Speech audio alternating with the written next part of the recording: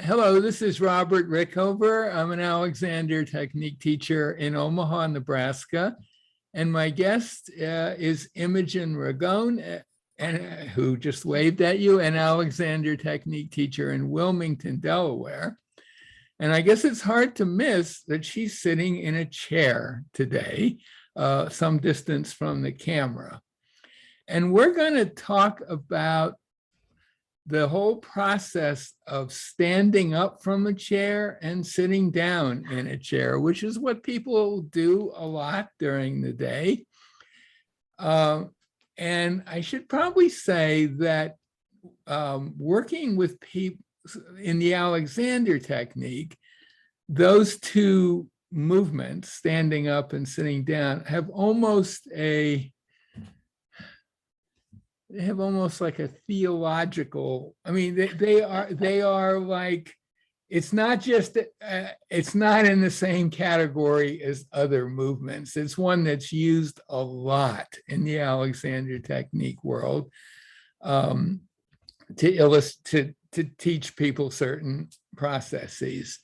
And it's a perfectly good thing to work on from that point of view. And of course, when people are working online, teaching online, which we're both doing, a lot of Alexander teachers would think, well, how can you do chair work?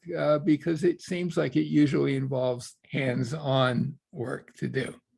So I like to just explore a couple of things that I tend to work with my own students, and it can be done online. So Imogen, if you could sit in the normal seating position that you would. Sure. And I just want to say, I have no idea what Robert is going to ask me to do. And I know that this is a very Alexander thing to do. It's a very and I'm Alexander in the spotlight thing. now for my sitting and standing. Yeah. Well, in some ways, here's what I would say. In some ways, Imogen is the perfect person to do this experiment with, because she has a lot of experience with standing up and sitting down and thinking Alexander directions and so on. But in some ways, she's not the ideal person, because she may not do the things that we might want to correct, because she's already at such a high level of perfection. But well, we'll find out. But we'll find out. And in any case, I think what we're going to be doing could be helpful in any case. So could we start with you just standing up from the chair? Just go ahead and stand up. How? Okay. Yeah. Good. And just get a sense of yourself as you're standing there right now, and then have a seat again, any old way. And this time, what I'd like you to do is choose an Alexander technique direction that appeals to you, and use that as you're standing up. And the second part is, when you get to being pretty close to standing up, finishing the movement, I'd like you to pause there and not go the final little bit right away. Okay. All right. So you use a direction, could be I'm free, or my neck's free, whatever it is, doesn't matter, and take it to a little bit short of complete standing. Good. And if, as you're standing there now, you probably can sense that you're a little bit forward of where you would be if you were going to be actually standing up. And so what I'd like you to do in a moment is make that final journey to verticality, but do it, I would say, slowly, and be really clear that that direction is in play. So that, yeah. And then whenever, yeah. Now, that's the end of the line this time, right? After you've done that. does that seem any different to you than the end of the line was before? Or put it another way. Oh, okay. Yeah, go ahead. I in some ways, I actually don't remember how it so clearly before, but I feel so much more present. That's one of the things that's different, is how much more present I am, that I'm really seeing outside the window. I definitely feel more ease in my body than I did the first time. Okay. Now, could you, in a moment,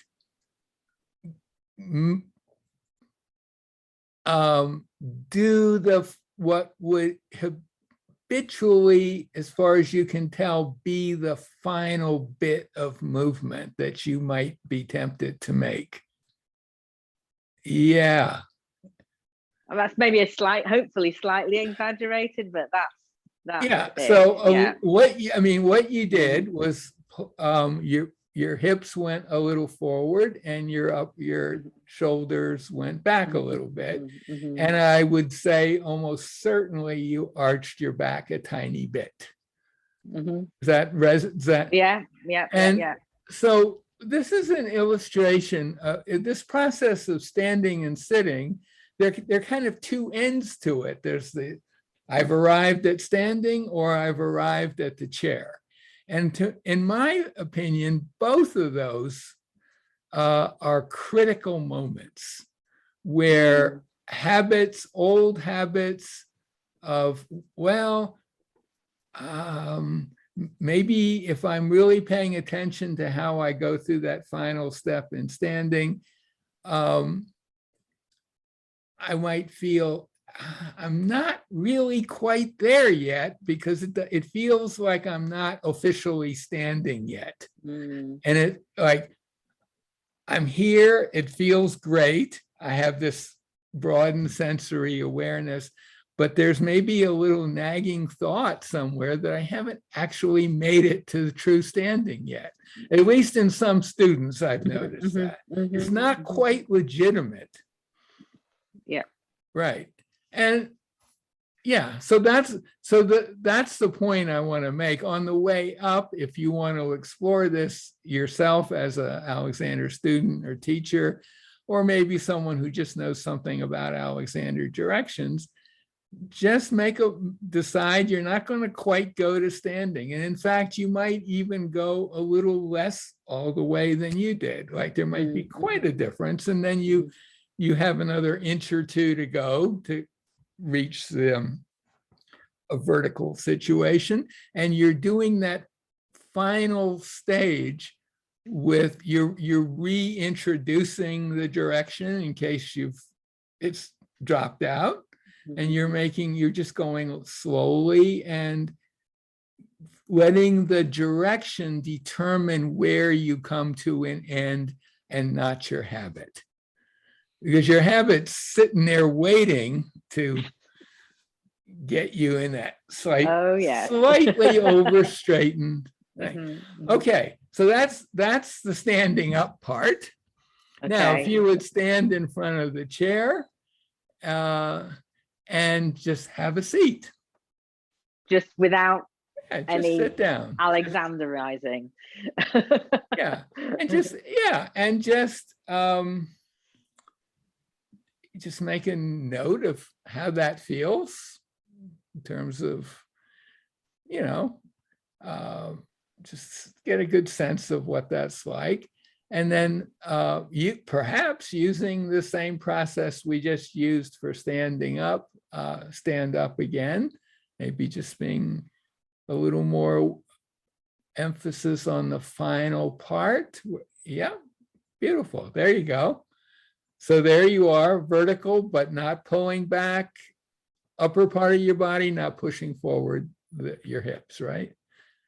Okay, now you're in a moment. I'd like you to sit down. I think it's a little tricky to ask someone to stop the sitting down process just short of the chair. I mean, you could do it, but it's tricky. So I would suggest a slightly different strategy. that you think to here's one possible way. I'll give a couple of them. You sit down and you're just absolutely clear that when you first can sense that there's some contact with that cushion, that's the seat of the chair, that you're not going to do anything different just because of that. Try that strategy. You mean anything different from And the giving my anything direction? different Yeah. with your torso, head, neck, torso. Okay. You're not going to change anything just because you realize that you're very close to actually giving your weight to the chair of the seat of the chair. You're just not going to do anything different except possibly move your whole body back because now you're sitting. Yeah. And yeah. Well, what does that seem like? That's different from where I landed before, for sure. Yeah. I'm actually not, I think I maybe had a bit of that arching going on, but I feel much more. Yeah. And you might, for a lot of people, if you observe people sitting and standing, if you have an opportunity to be somewhere where there are a lot of people standing up and sitting down, you'll see an awful lot of people when they arrive at the seat, there's like a second arrival when they kind of slump down. Or yeah, that's real common. Oh yeah. If you live in a big city where there's public transit or subways, this is a perfect, if you're at all bored sitting in a subway train, like when I'm in Toronto, just look around at people standing up and sitting down because they're doing it all the time at stops, right? Every time there's a stop, a whole bunch of people stand up and then other people sit down. You'll see this all over. You'll see all kinds of strange patterns of how people do that final arrival. Now, here's another approach to it. So if you would stand up using whatever tools you want to use to get onto your feet. Okay. And you know where your center of gravity will be when you arrive at the chair. It'll be right near the bottom of your sternum, right at the bottom of your sternum. So how about when you get close to arrival, or you can feel the cushion, you know you're almost there. You just have a very clear but light thought, I'm not going to depress my center of gravity. Just not going to do it. Not going to do it, and I'm not going to do it as I come. Yeah. What did that seem like? That seemed really helpful. To help me not compress. So, but or you could even have said, it made me sense that there might normally be a little bit of thinking. That's my pattern. My pattern, if I'm not mindful at the end of the line, is a slight downward push. You could also have used the thought, I'm not compressing myself at that point. So again, it's giving extra attention to the end of the line. And I would say that the important end of the line part in arriving at the chair, since you might be tilted forward at that point, is when the seat of the chair is now taking a good part of your weight. So, and the coming back in space to get to vertical is, I say, less of a critical moment, although it could also be one. You could also maybe want to expand that idea that I'm not compressing myself, going back from the arrival point to sitting.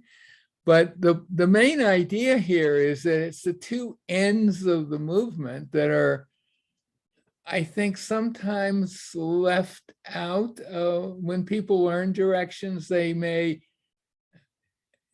they may, they might lose them at those critical points. Mhm. So it might be worthwhile to give some special attention to those critical points. And I guess more broadly, if you think about it, standing up from a chair, sitting down in a chair, is largely an activity of your leg muscles and your, I suppose some of your, mainly it's leg muscles. And you don't really, there shouldn't be any need for you to distort your torso or your head, neck, torso relationship just because you're changing your height, or you're changing your sitting or standing. That's not really a logical reason to change that internal organ. It's not that it won't change at all, because anytime you move, there's different things going on, but there's not, you don't need to do like some people, when they go to stand up, they're going to lift their shoulders first or something like that, you know. None of that really is, that's almost certainly going to be useless and somewhat harmful effort. So this is a way of kind of taking the basic Alexander idea. You don't really want to do stuff that's getting in the way. You don't want to overdo stuff that's getting in the way. And this is a kind of a nice way to do it. Just give some extra thought to the endpoints of that movement. And, you know, chair work is, I think, important, is a useful thing for Alexander teachers and students to work on, simply because it is something you do every day a lot. Just as same reason I like to use walking to explore directions, but this is a really interesting one as well. So that's it. That's my. Now I really like that attention on the just before arriving. Very helpful. Yeah. I think also I should say, for anyone who wants to start exploring this, it wouldn't hurt to learn a little bit about how your head is balanced on your neck, where that is, and so on. And there are videos that cover that very nicely. And also where your sits bones are. And because those are the bony projections down from your pelvis that are perfectly designed to take your weight. They're quite large bones, so they could take the weight of you and a couple of dozen people standing on top of you if we wanted to go into acrobatics. Let's they're very, but not using them, and the typical way of not using them would be to end up kind of a little, you could even illustrate for us that, even more like curving. And so what's going on is now a lot of your weight's going right up into your sacrum. That does not and feel your good sacrum to me. is definitely not the part of you want that be having pressure put on. And yet people do it a lot. And I believe that's the cause of a lot of back pain or low back pain for sure. Yeah, obviously doing it occasionally is fine, but we get in you're not going to harm yourself. Habitually doing it. You're sitting at a computer 8 hours a day like that, you're asking for trouble. Yeah, absolutely. So do you have any questions about what we just did? No, except I think it's a really useful to look at that just before arriving, so to speak, because I think you're absolutely right. That's just when the habit can just kick right in. I would also suggest, if this is new to anyone, just to look at some of or listen to the podcasts that you've done about directing and self-directing, so people have got an idea. And some basic body mapping, learning yourself exactly where your head is relative to your spine and torso. And I just make one final thought, this idea of a critical moment. So there's a critical moment when you get arrive at the chair, and there's a critical moment when you arrive at standing. Mhm. That's something that permeates the Alexander technique in all kinds of activities. So, for example, if you're working, if you're a singer, for example, and you're having Alexander lessons, chances are at some point the teacher's going to ask you to stand or sit, if that's what you do when you sing, and just start singing something. And 9 times out of 10, or maybe 99 times out of 100, immediately before even the first sound comes out, there's going to be a little rearrangement into the singing posture. And that little rearrangement is just a stiffening, and it does not only doesn't help, but it gets in the way. Or you might notice in someone who's walking that when a foot arrives at the floor, they sink down, maybe on one side more than the other. That's a critical moment when the weight shifts from one foot to the other. And they're critical moments all the time. Yeah. I think a critical moment in sitting and standing is also the setting off point, but often we deal with that more because we kind of know I'm going to so there's something really helpful about also remembering the arrival. Right. So that's it. Thank you so much. I appreciate you doing this. You're very welcome.